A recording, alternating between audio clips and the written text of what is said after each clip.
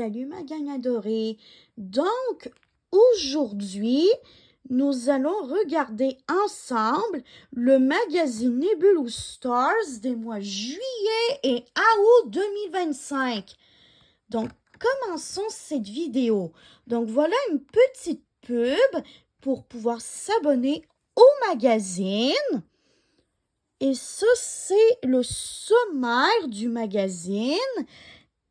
Et ça, ce sont tous les cadeaux qu'on a avec le magazine. Une affiche géante, 8 pages de dessins à colorier et des cartes de jeu, tout simplement. Donc ça, c'est le journal intime d'Estrella, qui est la Nebulous Stars du magazine. Parce que voilà, elle est sur la couverture. Comment vis-tu la culpabilité? En fait, la culpabilité, c'est quand on sait qu'on a fait quelque chose de mal. Comme par exemple, voler quelque chose dans un magasin, ça c'est quelque chose de mal. Donc souvent, qu'est-ce qu'on va ressentir? Ben, c'est comme par exemple une boule au ventre, ce genre de choses. Et d'ailleurs, ça le dit même ici. As-tu déjà ressenti une petite boule dans ton ventre après avoir fait quelque chose de mal? Si oui, il s'agit fort probablement de culpabilité. Fais le test qui suit pour voir comment tu gères ce sentiment. Bon, pour faire le questionnaire, ben vous pouvez le faire et vous pouvez m'indiquer vos réponses dans les commentaires. Voilà. 1. Comment réagis-tu lorsque tu fais une erreur? Ben, même si j'essaie de demander de passer à autre chose, tout de suite après avoir demandé pardon, ben, pour être honnête avec vous, c'est que souvent je m'en veux énormément, même si il n'a pas eu de conséquences négatives associées à mon erreur. C'est parce que moi, je suis perfectionniste et moi, je veux que les choses, elles se déroulent de la manière dont moi, je les vois. Mais quand c'est pas possible, ben, je me mets à culpabiliser pour ça, alors que je sais que je devrais pas culpabiliser pour ça, justement. 2. À quel point fais-tu ce qui te plaît, ce qui plaît aux autres, au lieu de faire ce qui te plaît à toi? Ben, je dirais à l'occasion parce que les autres, ils et elles me laissent l'autorisation de faire vraiment ce qui me plaît, mais parfois, ben, je me dis qu'il faut faire un petit peu qu'est-ce que les autres aiment. Mais par contre, il faut quand même faire des choses qui nous plaisent à nous-mêmes, tout simplement.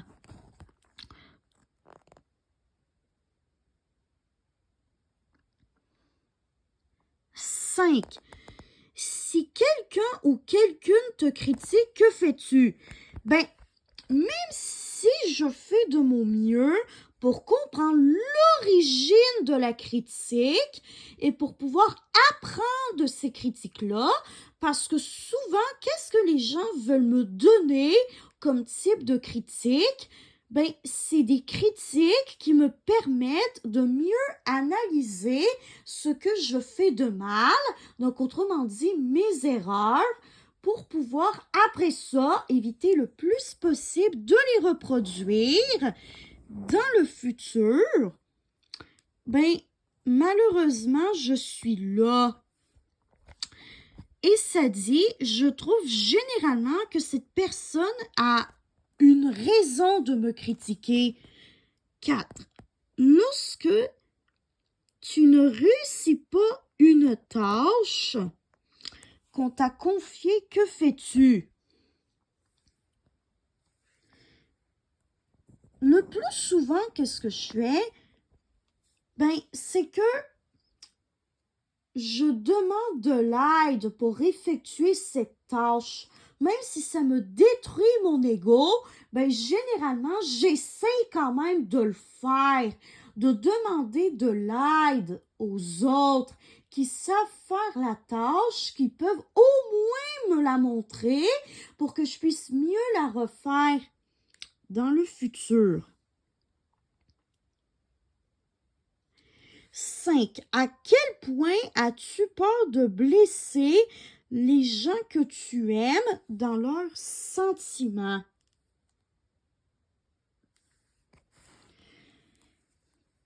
Ben, c'est sûr que même si je vis parfois des grosses émotions désagréables comme tout le monde, ben, j'ai quand même extrêmement peur de blesser les autres que j'aime beaucoup et qui m'aiment beaucoup en retour dans leurs sentiments. Et quand je dis quelque chose qui peut comme froisser une personne, ben je me sens vraiment coupable d'avoir dit ça. Alors que le plus souvent, même si je sais que ça n'excuse en rien mon comportement, ben le plus souvent, c'est parce que c'est des choses que je peux avoir dites sur le coup, mais que je ne le pensais pas vraiment. Donc c'est sûr que oui, je me rattrape comme tout le monde qui n'a pas envie de blesser les autres, mais je ressens quand même pas mal de culpabilité à ce niveau-là. 6. Quand quelque chose de mal t'arrive, penses-tu que tu le mérites?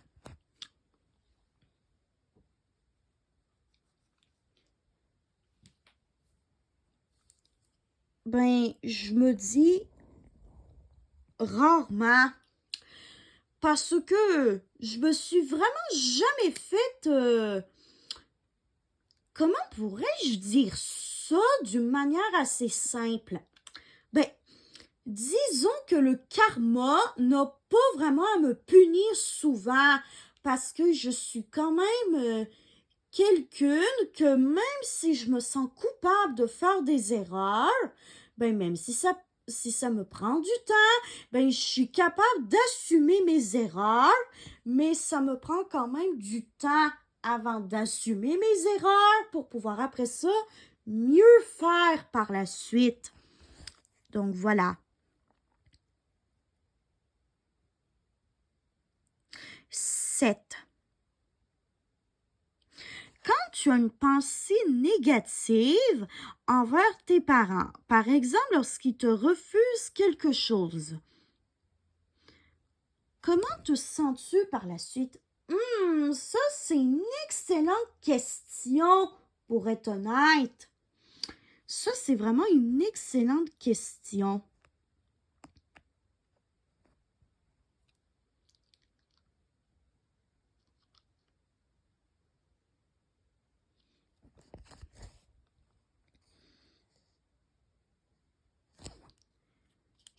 Ben,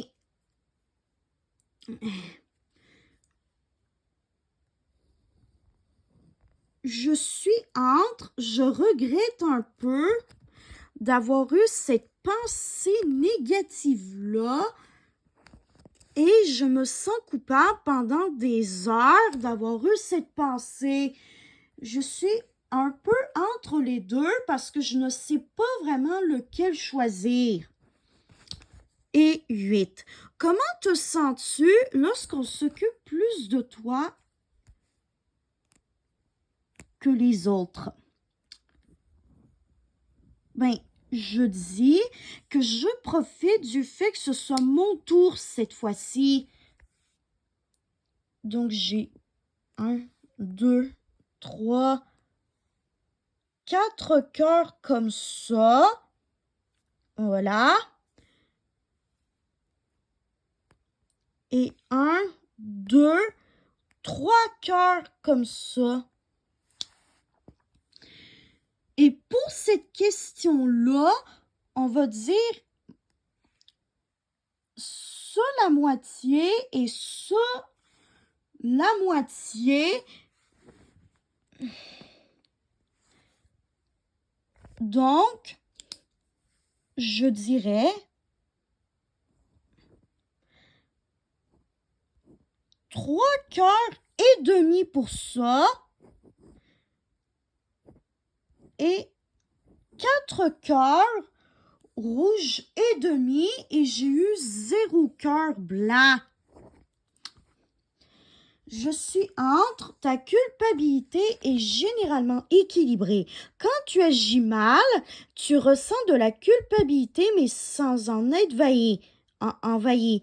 Cet équilibre te permet d'excuser puis d'avoir l'esprit en paix après coup. Continue ainsi et tu vis de la culpabilité à l'excès. Tu as tendance à te reprocher beaucoup de choses. Et cela est lourd à porter. Tu devrais tenter de faire davantage preuve de bienveillance envers toi-même. Donc voilà. Et ça,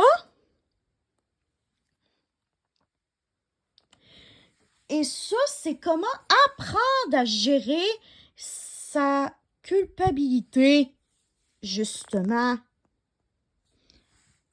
Voilà. Comment faire face à un sentiment de culpabilité ou encore, on a même des exemples ici pour pouvoir mieux comprendre. Voilà. Et ça, c'est des petites questions de réflexion qu'on peut faire. Voilà.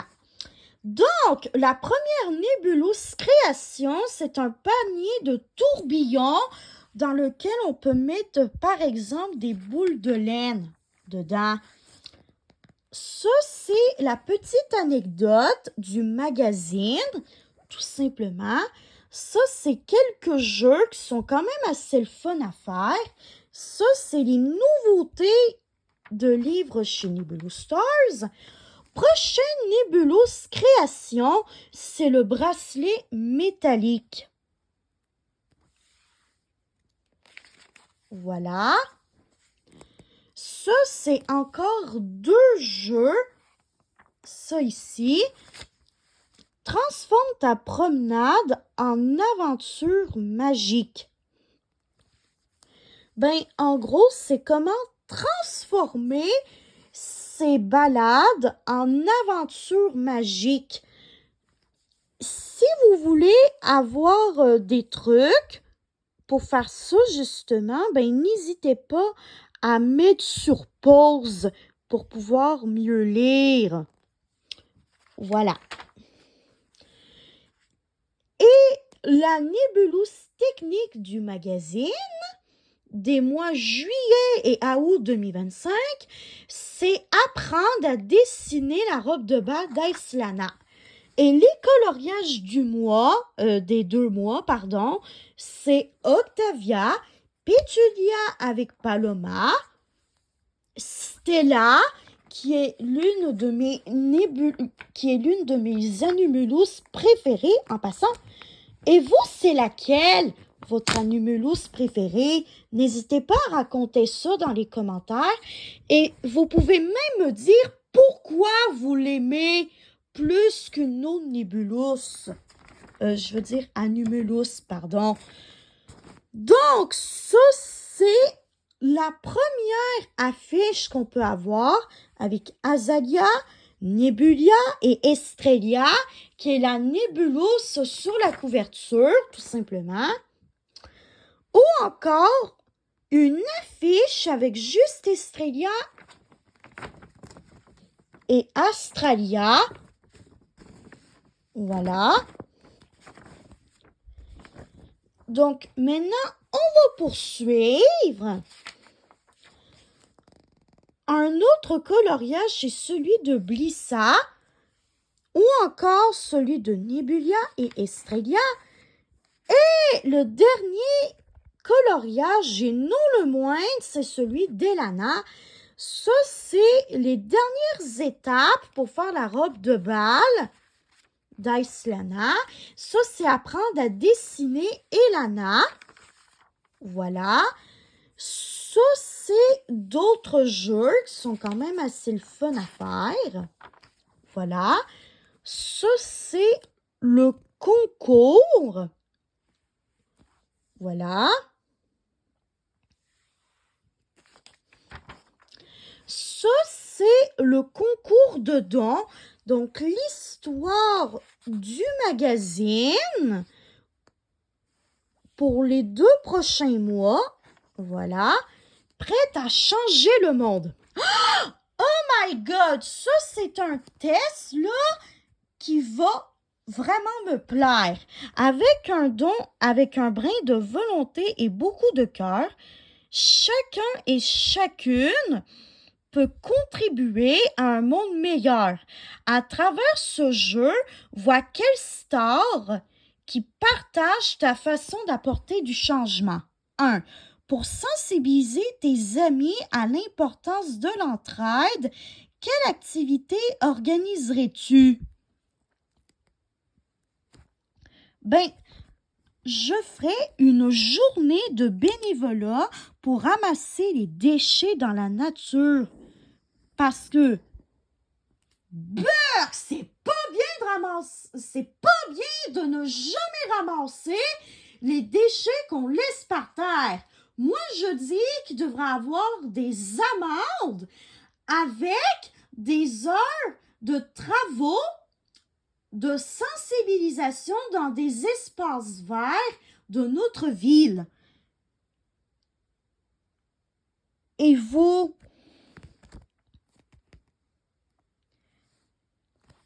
Est-ce que vous êtes d'accord avec moi qu'il faudrait qu'on impose des amendes, voire même des heures de bénévolat pour ramasser les déchets dans la nature aux personnes qui n'osent jamais ramasser les déchets qu'à les traîner dans la nature? N'hésitez pas à écrire ça dans les commentaires, s'il vous plaît, parce que vraiment, pour moi, l'environnement, c'est quelque chose qui me vient droit au cœur, tout simplement. 2. Quel geste poserais-tu pour aider tes amis les animaux?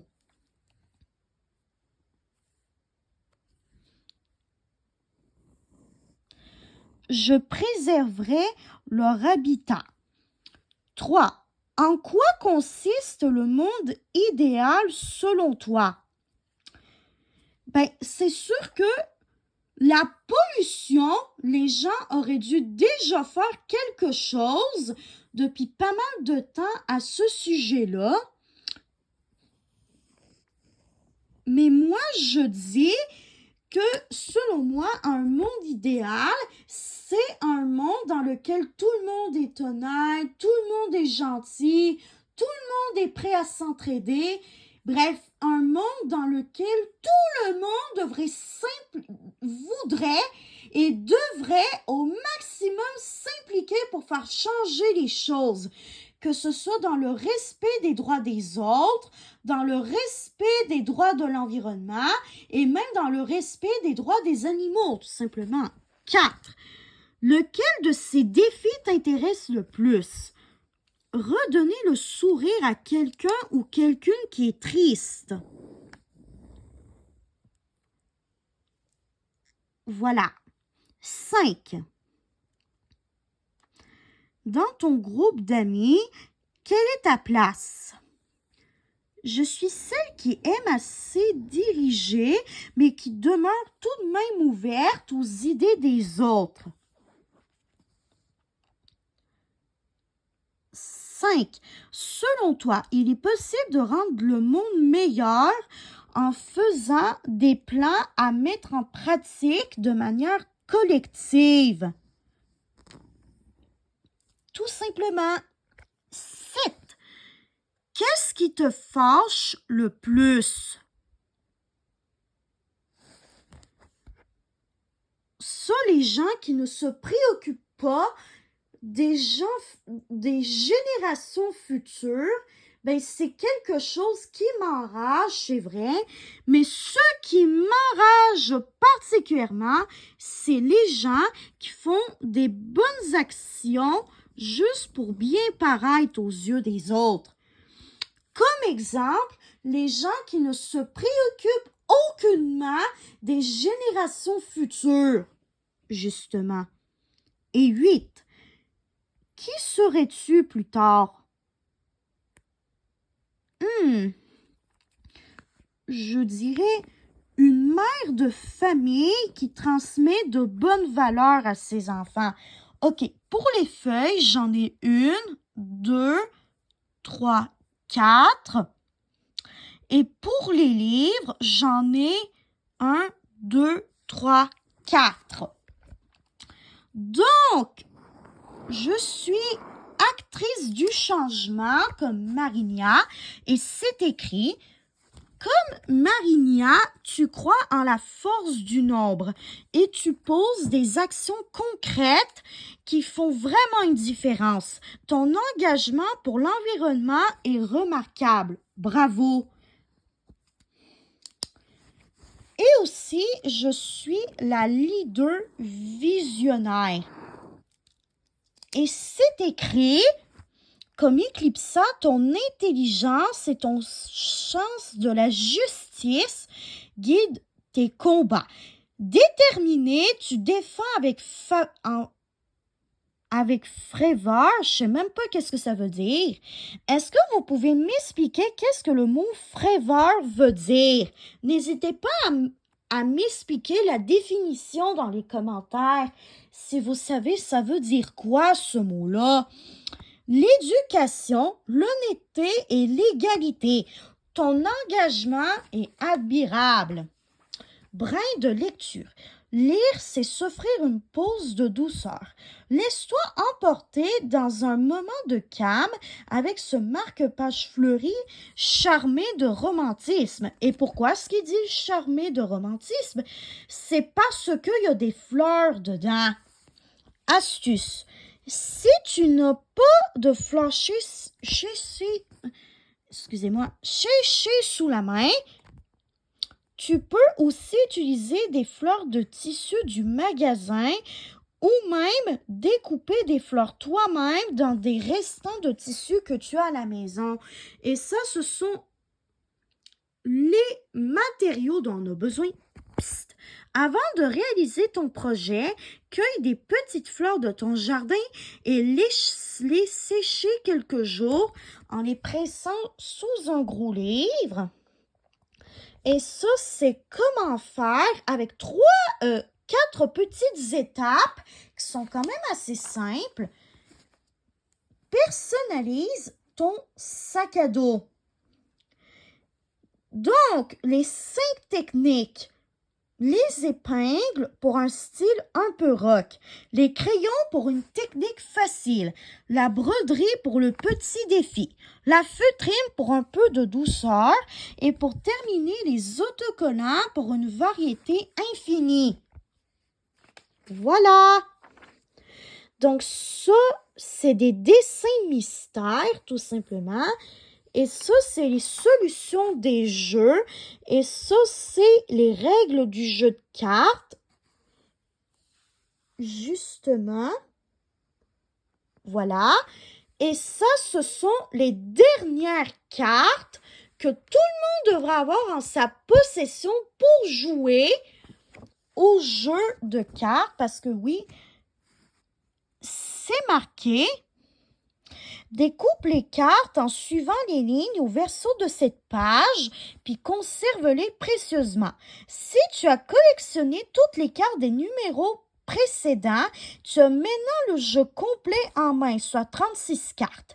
Mais sache que tu n'as besoin que de 18 cartes pour jouer. Et d'ailleurs, j'ai une petite question par rapport à ce jeu-là. Est-ce que vous voulez que Sophia et moi, on joue une partie de ce jeu-là pour que nous puissions vraiment vous montrer comment ça fonctionne et surtout pour pouvoir faire un petit vlog familial. Et surtout, quelles seraient vos suggestions de vlogs familiaux que vous avez à me proposer pour que je puisse valider ça avec Sophia pour qu'on puisse éventuellement faire d'autres vlogs familiaux sur ma chaîne YouTube ainsi que sur mes autres réseaux parce que je sais que ça vous a quand même plu. Mais n'oubliez pas, vos suggestions de vlogs familiaux doivent être appropriées parce que si c'est pas approprié, je les supprime tout de suite. Tout simplement. Donc, j'espère que cette présentation du magazine des mois juillet et août 2025 de Nebulous Stars vous aura plu. Et on se revoit dans une prochaine vidéo. Bye tout le monde. Je vous aime tous et toutes.